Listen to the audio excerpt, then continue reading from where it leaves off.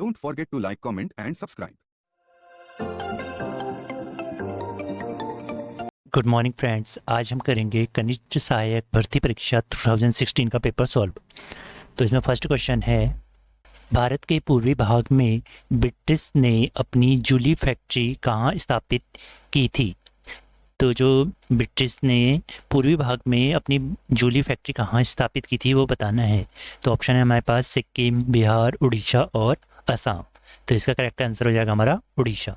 Next question है, भारत का प्रथम अंग्रेजी अखबार कौन सा था? ठीक है, तो भारत का जो पहला अंग्रेजी अखबार था वो कौन सा था ये बताना है। तो वो था हमारा Bengal gazette. Next question,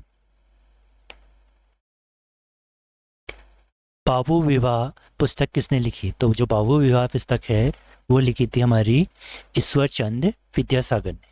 next question, जब रॉलेट एक्ट पारित हुआ उस समय भारत का वायसराय कौन था?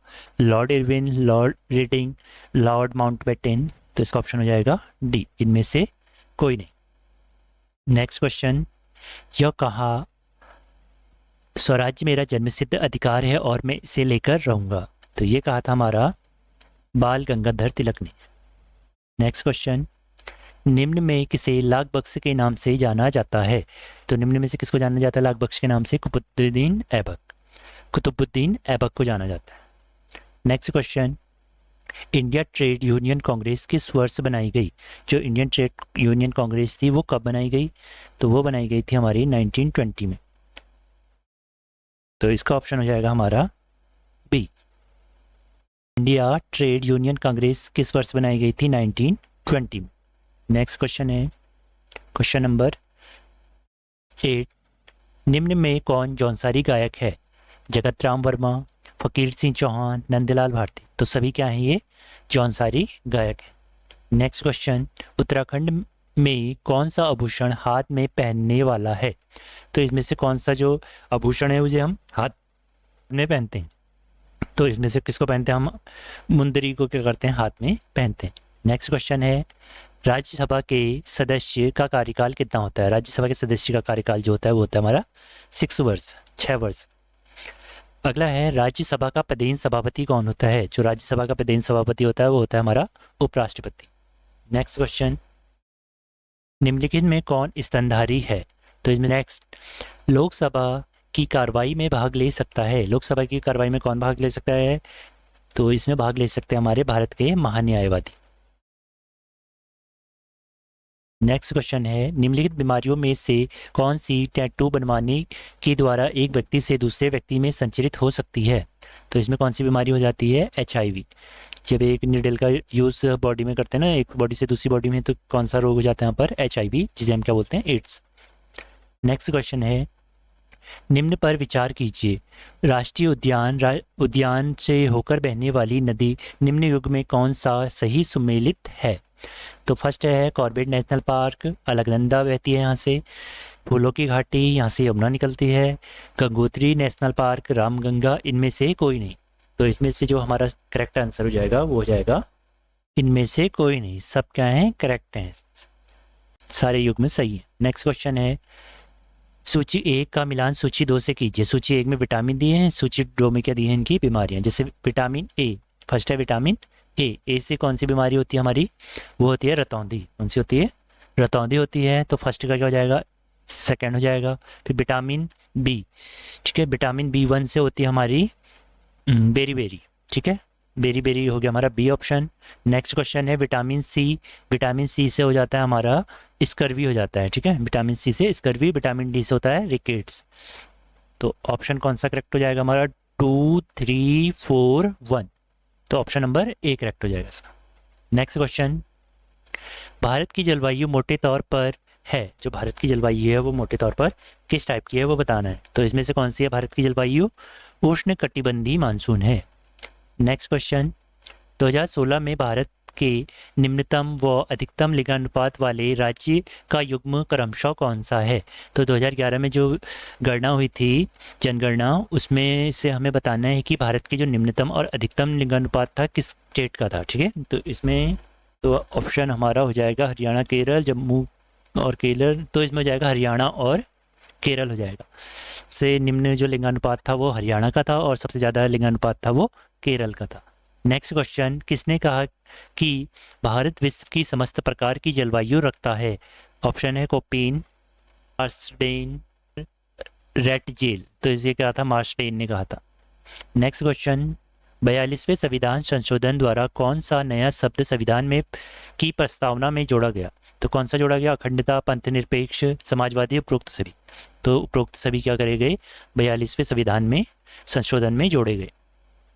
नेक्स्ट है उत्तराखंड भारत में वित्तीय वर्ष प्रारंभ होता है। तो जो वित्तीय वर्ष होता है वो कब स्टार्ट होता है वो बताना है हमने। तो ये होता है हमारा हर साल 1 अप्रैल से वित्तीय वर्ष स्टार्ट होता है।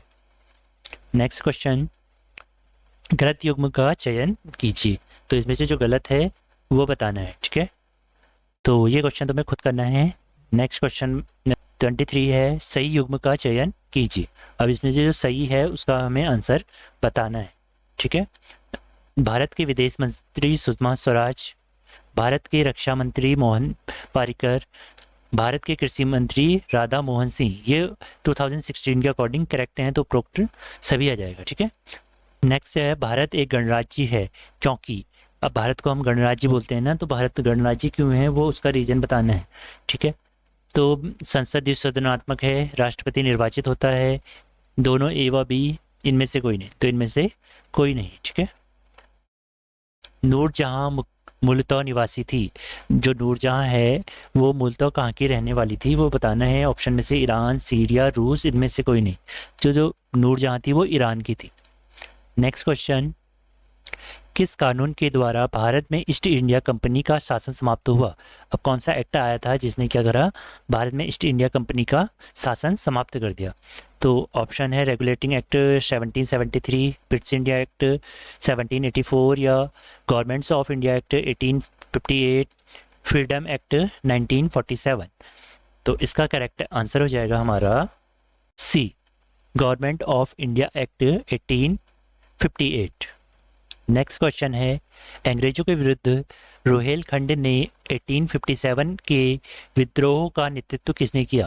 अंग्रेजों के विरुद्ध जो रोहेलखंड में 1857 के विद्रोह का नेतृत्व इनमें से किसने किया बताना है, ठीक है। रोहेलखंड से, तो रोहेलखंड से जो किया था हमारा वो किया था तात्या टोपे ने।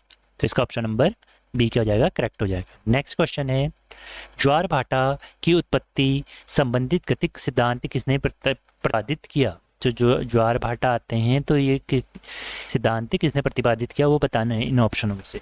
तो इन ऑप्शनों में से इनमें से किसी ने नहीं, ठीक है, ना ही मैरिज कोई नहीं आ जाएगा। नेक्स्ट क्वेश्चन है, भारतीय मानक देशांतर भारत के कितने राज्यों से गुजरती है? जो भारत की मानक देशांतर है वो भारत के कितने राज्यों से गुजरती है? तो ये गुजरती है हमारे। क्वेश्चन है, निम्नलिखित में कौन एक सुमेलित नहीं है? तो इनमें से कौन सुमेलित नहीं है वो बताना है। राउरकेला उड़ीसा, वर्णपुर पश्चिम बंगाल, विजयनगर कर्नाटक, डोलवी झारखंड। तो इसमें से जो रॉन्ग है वो बताना है हमने। तो इसका हो जाएगा हमारा डी, डोलवी झारखंड। नेक्स्ट है, यहाँ से अब हिंदी स्टार्ट हो जाएगी।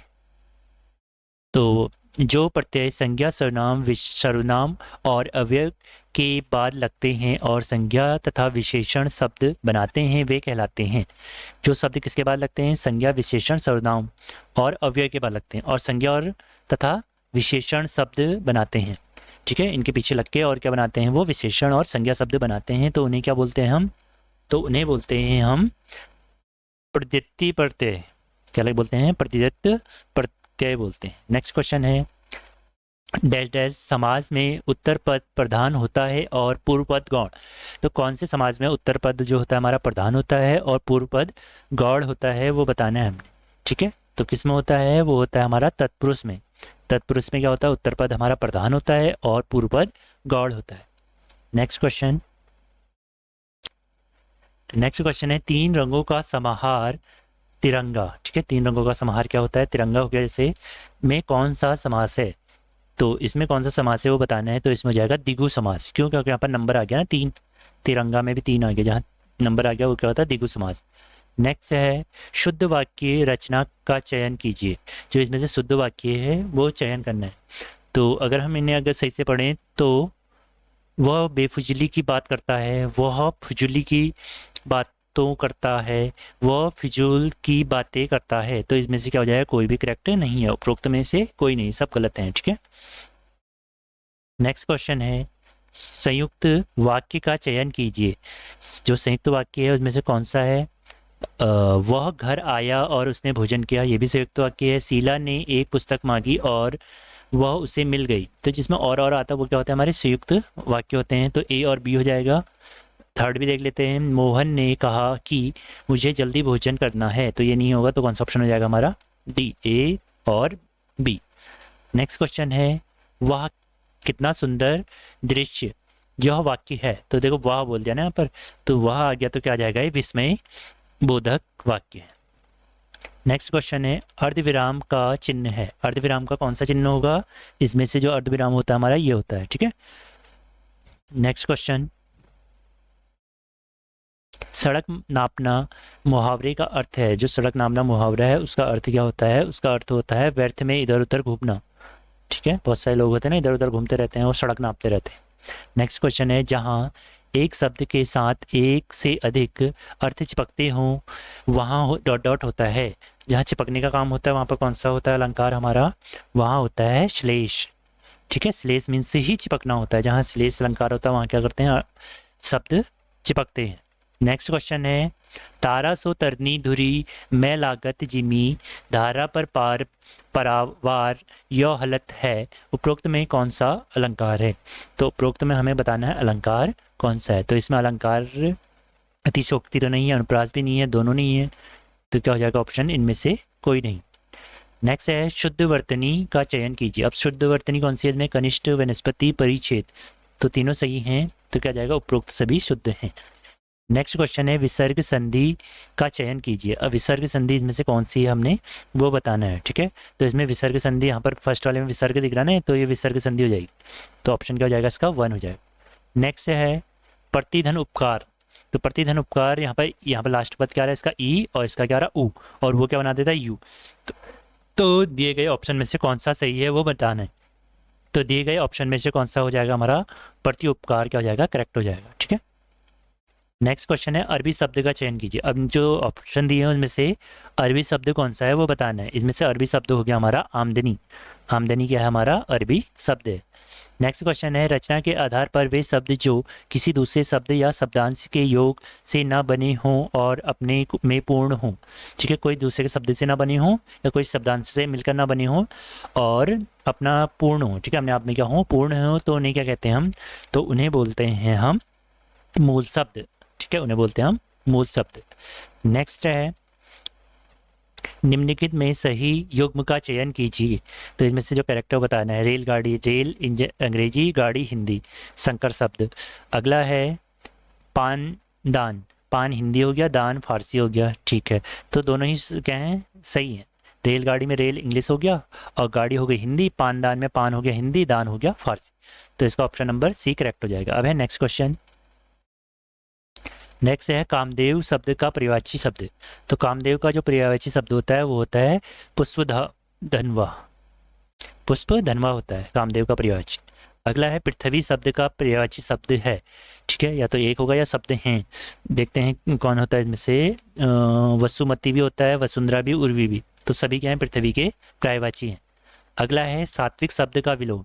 सात्विक शब्द का हमने क्या बताना है? विलोम बताना है। सात्विक का होता है तमासिक। तमासिक क्या होता है? सात्विक का विलोम होता है, अपोजिट होता है। आदान का विलोम शब्द आदान। तो आदान का जो विलोम शब्द होता है वो होता है प्रदान। आदान प्रदान बोलते हैं ना।